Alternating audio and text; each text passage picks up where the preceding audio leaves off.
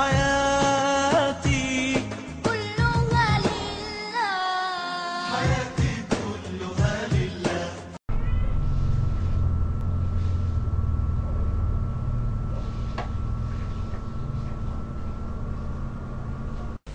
Bismillahirrahmanirrahim. Assalamualaikum warahmatullahi wabarakatuh.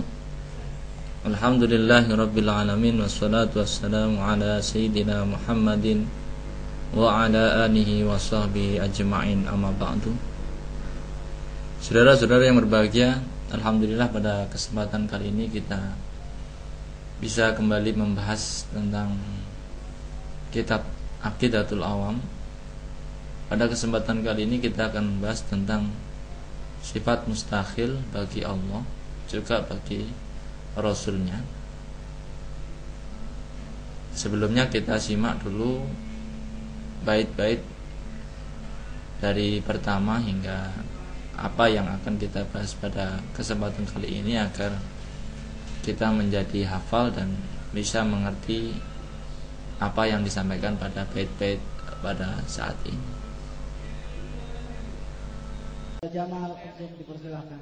Abda'u bismillahi wa rahmani wa birahimi da'imil ihsani falhamdulillahi al-qadimil awali al-akhiril maki bila ta'awli thumma salatu wa salamu sarmada ala nabi khairi man qad wahada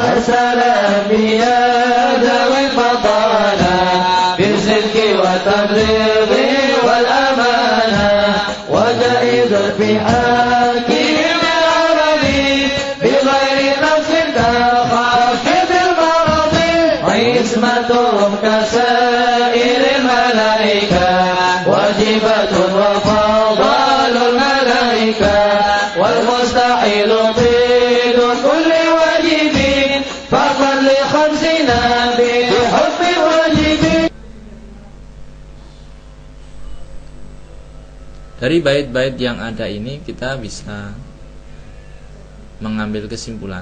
Kemudian sang pengarang kitab ini, atau mungkin Allah mengajari lewat Rasulnya dan Rasulnya mengajari kepada pengarang kitab ini lewat mimpinya. Dalam satu bait yang ringkas, beliau bisa menerangkan bahwa ada sifat wajib bagi Allah, ada sifat wajib bagi Rasul, dan ada sifat mustahil bagi Allah, ada sifat mustahil bagi Rasul, ada sifat jaiz bagi Allah, dan ada sifat jaiz bagi Rasul. Kita sudah bahas sifat wajib bagi Allah dari bait yang awal-awal. Kemudian ada sifat wajib bagi Rasul, kemudian ada sifat jaiz bagi Allah, kemudian ada sifat jaiz bagi Rasul. Nah, pada kesempatan kali ini kita akan membahas sifat mustahil bagi Allah dan Rasul. Di dalam bait ini sangat simpel sekali untuk menyebutkan sifat-sifat mustahil bagi Allah yang ada 20, dan ada 4 sifat mustahil bagi Rasul, hanya dengan satu bait. Anda bisa bayangkan bagaimana caranya meringkas satu bait yang isinya adalah 24 sifat. Maka baiknya seperti ini. Wal mustakhilu dziddu kulli wajibi fahfad li khamsina bi hukmi wajibi. Simple. Wal mustakhilu, dan sifat-sifat mustakhil itu adalah dziddu kulli wajibi, lawan dari sifat wajib. Lawan dari setiap sifat wajib itu adalah sifat mustakhil. Fahfad li khamsina bi hukmi wajibi. Maka hafalkanlah 50 sifat itu yang hukumnya wajib bagi orang mukallaf yang beriman harus menghafalnya. Apa saja? Yang pertama adalah lawan dari sifat wajib. Sifat wajib bagi Allah yang pertama wujud, maka sifat mustakhilnya adalah lawan dari wujud. Apa? Lawan dari wujud adalah adam atau tidak ada. Sifat mustakhil bagi Allah yang pertama adalah tidak ada. Maka Allah itu mustahil tidak ada, karena Allah itu wajib ada. Jadi ketika ditanya, atau mungkin orang iseng nanya, ketika ada yang menyampaikan bahwa Allah mampu melakukan segala sesuatu, kemudian ada yang nyeletuk, begini pertanyaan orang yang iseng itu, bisa nggak Allah menghilang? Nah, ini namanya mustahil. Ya tidak mungkin, tidak bisa. Maka Allahu bi kulli syai'in qadir itu berkenaan dengan sifat yang mungkin bagi Allah, bukan sifat yang mustahil. Jadi kalau ada orang menanyakan mungkin nggak Allah menghilang, ya tidak mungkin, itu mustahil bagi Allah. Itu adalah contoh sifat mustahil bagi Allah yang pertama. Itu adalah contoh sifat mustahil bagi Allah yang pertama. Yang kedua adalah apa? Sifat wajib bagi Allah yang kedua adalah Allahu mawjudun qadim. Yang kedua adalah qadim. Itu adalah sifat wajib. Lalu sifat mustahilnya apa? Sifat mustahilnya adalah kebalikan dari qadim. Qadim itu apa? Qadim itu dahulu. Lawannya adalah baru, hudus atau baru. Allah itu bukan baru. Sesuatu yang baru itu ya manusia. Allah itu dahulu. Segala sesuatu yang hudus itu akan rusak, apapun itu. Lalu apa hudus itu? Hudus itu adalah ma siwa Allah, sesuatu selain Allah itu hudus semua. Jadi Allah lah yang paling dahulu. Nah, ketika ditanya mungkin nggak Allah menjadi baru, ya tidak. Allah ya tetap qadim. Atau tidak didahului oleh sesuatu. Sudah kita bahas pada pembahasan yang sebelumnya. Ini sifat wajibnya qadim, maka sifat mustahilnya adalah kebalikannya, yaitu hudus atau baru. Lalu yang ketiga, sifat wajib bagi Allah apa dulu? Sifat wajib yang ketiga, Allahu mawjudun qadimun baqi. Kekal. Maka kebalikan dari kekal apa? Fana. Allah mustahil untuk tidak kekal, itu fana, rusak, hancur, lebur, remuk, kepar dan sebagainya, mustahil. Ini yang ketiga. Allahu mawjudun qadimun baqi. Wallahu mawjudun qadimun baqi. Yang keempat apa sifat wajibnya dulu? Sifat wajibnya yang keempat adalah mukhalafatun lil khalqi bil itlaqi. Berbeda dengan makhluk secara mutlak. Lalu sifat wajibnya itu berbeda dengan makhluk secara mutlak. Lalu apa sifat mustahilnya? Sifat mustahilnya adalah menyerupai kepada makhluk. Jadi ketika ditanya apakah Allah itu seperti kita, seperti ini? Tidak. Apakah seperti apa? Tidak. Apakah seperti apa? Tidak. Tidak ada yang bisa menyamai Allah. Karena itu mustahil bagi Allah bisa disamai oleh makhluk. Kalau manusia kan bisa disamai. Anda bisa bayangkan, misalkan manusia itu bisa disamakan dengan siapa gitu, hewan apa kira-kira yang pinter, yang mungkin dianggap orang-orang ilmuwan yang dari sana itu sebagai nenek moyang manusia. Ya mungkin benar itu nenek moyang mereka, tapi bukan nenek moyang saya kira-kira, karena nenek moyang saya adalah tetap manusia. Barangkali anda meyakini bahwa nenek moyang anda adalah seperti itu, hewan-hewan itu, ya silahkan, sah-sah saja. Lalu apa sifat mukhal yang selanjutnya? Tadi kita sudah bahas, fallahu mawjudun qadimun baqi mukhalifun lil khalqi, yang keempat. Wa qaimun ghani, yang kelima. Wa qaimun atau qiyamuhu binafsihi, dalam kata-kata yang sering kita kenal, qiyamuhu binafsihi. Qiyamuhu binafsihi, maka lawan kata dari qiyamuhu binafsihi ini adalah ihtiyajuhu li ghairihi. Jadi Allah perlu gak dituntun? Ya gak perlu. Emangnya manusia yang ketika tua butuh dituntun?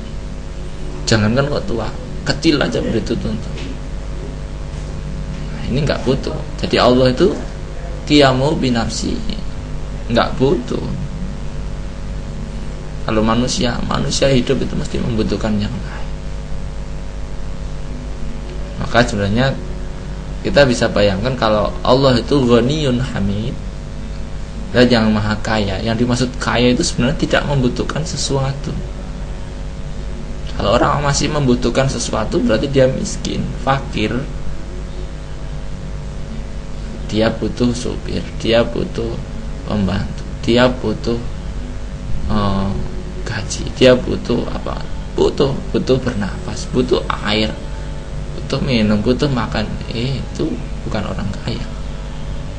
Kaya pada hakikatnya adalah tidak butuh apapun. Bahkan dikatakan bahwa Allah itu nggak butuh ibadah-ibadah manusia, itu nggak dibutuhkan oleh Allah. Karena apa? Itu tidak mempengaruhi kemuliaan Allah. Orang mau maksiat semuanya sedunia ini, ya Allah nggak kurang. Dan orang mau beribadah semua sedunia ini, dan Allah nggak nambah kemuliaan. Karena apa? Semua itu untuk manusia itu sendiri, bukan untuk Allah.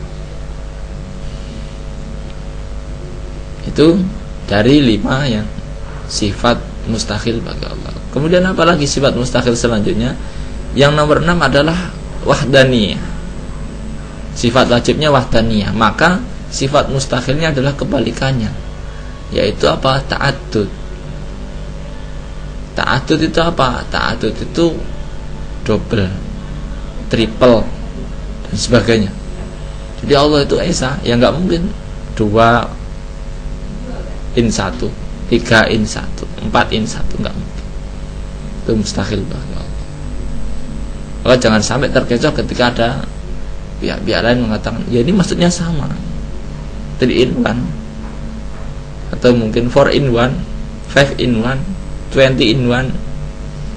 Masa pisah-pisah? Ada yang misah-misah, dipisah, Tuhan kampung, Tuhan kota, Tuhan itu enggak mungkin. Ada yang bisa Tuhan langit, Tuhan bumi, Tuhan gunung, Tuhan, ya itu nggak mungkin bagi Allah, mustahil. Karena Allah itu satu ya satu, yang tidak terpecah-pecah. Satunya ini tunggal, bukan satu yang 1 per 1, 2 per 2, 3 per 3, tidak seperti itu. Ini nomor 6. Nomor 7 sifat mustahil bagi Allah adalah al-azzu, lemah. Ini lawan dari sifat wajib bagi Allah, yaitu qudrah, lemah. Allah nggak mau menciptakan. Misalkan udah nggak bisa menciptakan dunia, nggak bisa menciptakan sampean misalkan, ya nggak mungkin, mustahil bagi Allah. Yang kedelapan al-karohah, males, tidak berkeinginan, yaitu mustahil bagi Allah. Masa Allah tidak punya keinginan? Allah murid iradah, punya keinginan. Yang ke-9 al-jahlu, bodoh atau tidak mengetahui atau tidak tahu. Nggak mungkin, karena apa? Sifat wajib bagi Allahnya adalah al-ilmu, mengetahui apapun itu, baik yang jelas maupun yang rahasia Allah Ta'ala.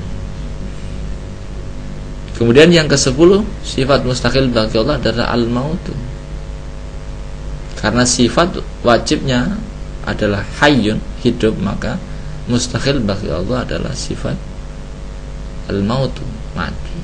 Maka ketika ditanya, mungkin gak Allah mati? Ya gak mungkin, itu mustahil bagi Allah. Gitu. Kemudian yang ke-11 adalah as-somam.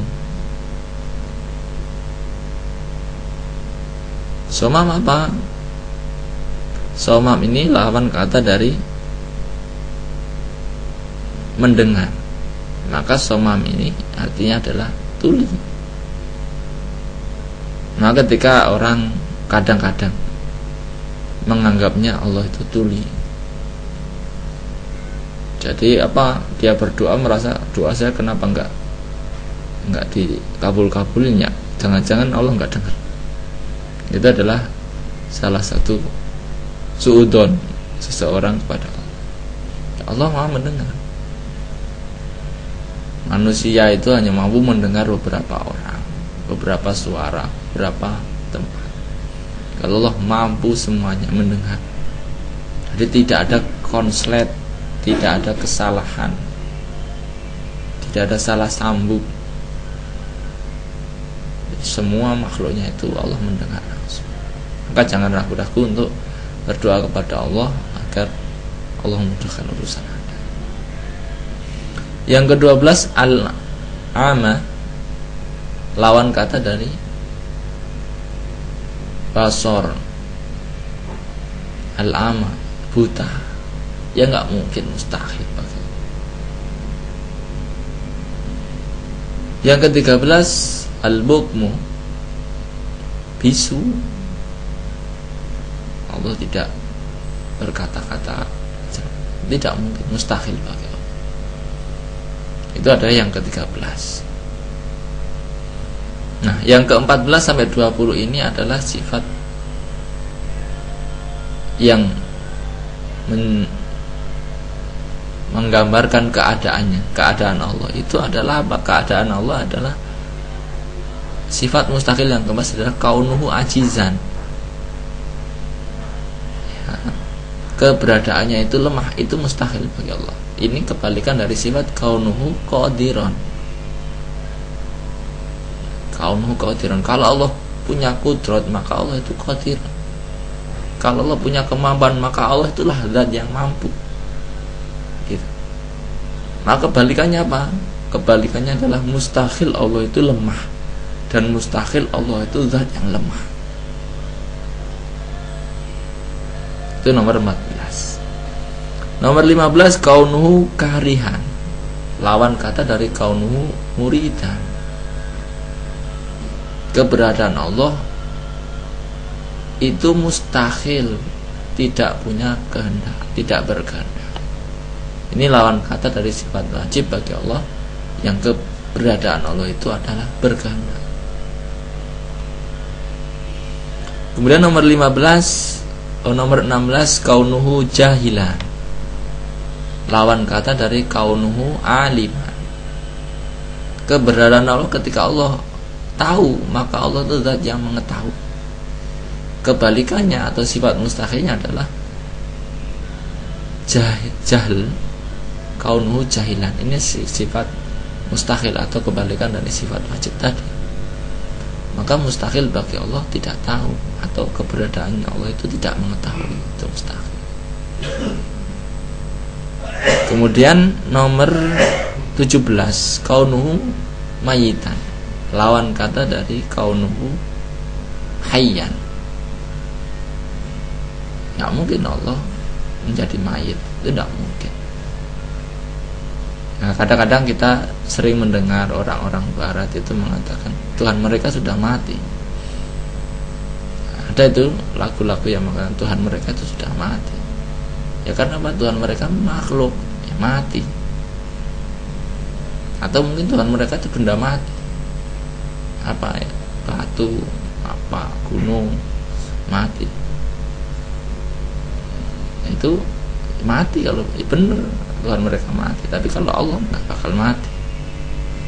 Maka cobalah perhatikan orang-orang yang mempertuhankan sesuatu yang selain Allah, maka itu mati.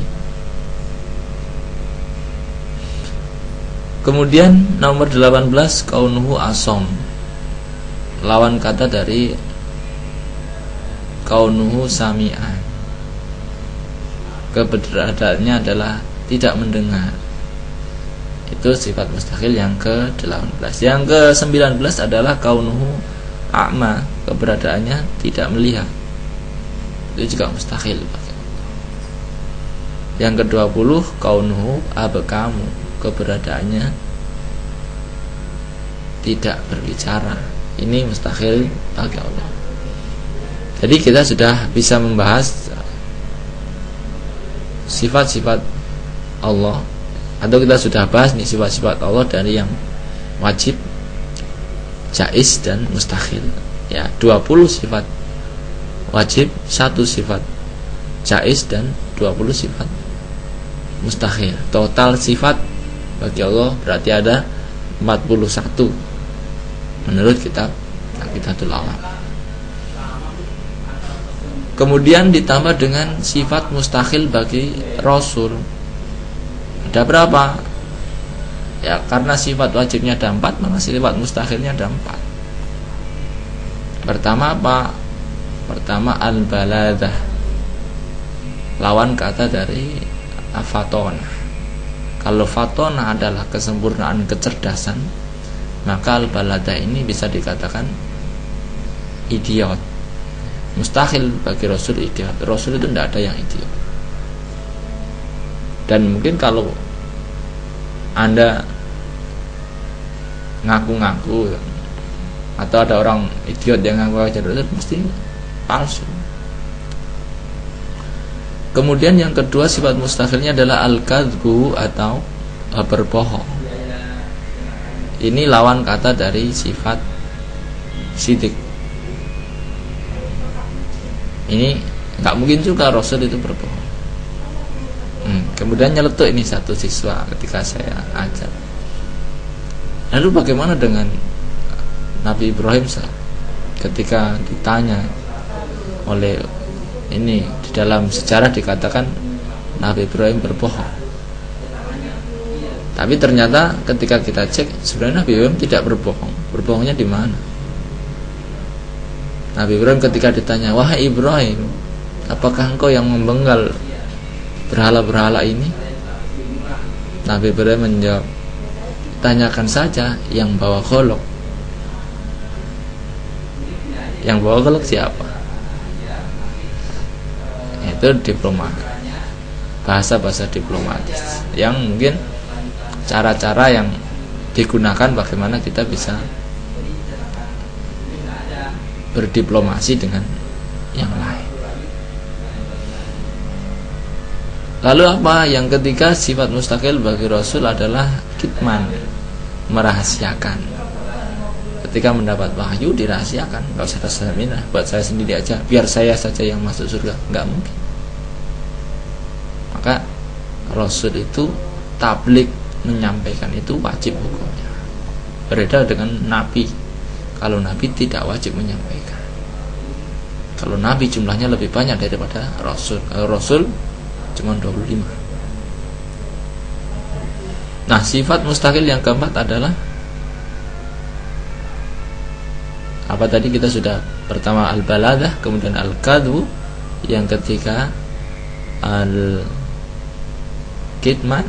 yang keempat adalah khianat. Khianat, berkhianat. Itu mustahil bagi para rasul. Jadi kita sudah bahas nih 50 sifat yang orang-orang mukmin itu wajib mengetahui. Maka dikatakan di dalam bait itu yang penggalan yang terakhir, fahfad li khamsina bi hukmi wajibi. Wajib hukumnya menghafal 50 sifat itu. 20 sifat wajib bagi Allah, 20 sifat mustahil bagi Allah, 4 sifat wajib bagi Rasul, 4 sifat mustahil bagi Rasul, 1 sifat jaiz bagi Allah, 1 sifat jaiz bagi Rasul. Maka totalnya adalah 50 sifat. Semoga kita bisa menghafalnya, kita bisa meyakininya, kita menjadi kekuatan iman kita. Jangan sampai ketika kita membaca sesuatu, mendengar sesuatu, kemudian menggoyahkan iman kita karena kita tidak mengetahui sifat-sifat Tuhan kita, sifat-sifat Nabi kita. Jangan sampai. Semoga ini bermanfaat untuk saya pribadi dan saudara-saudara semua. Dan semoga Allah meridhoi kita, meridhoi saya dan saudara-saudara sekalian yang belajar ini, akan menjadikan orang-orang yang dijanjikan masuk surga ketika kita mampu menghafalnya. Akhirul kalam, billahi taufiq wal hidayah. Assalamualaikum warahmatullahi wabarakatuh.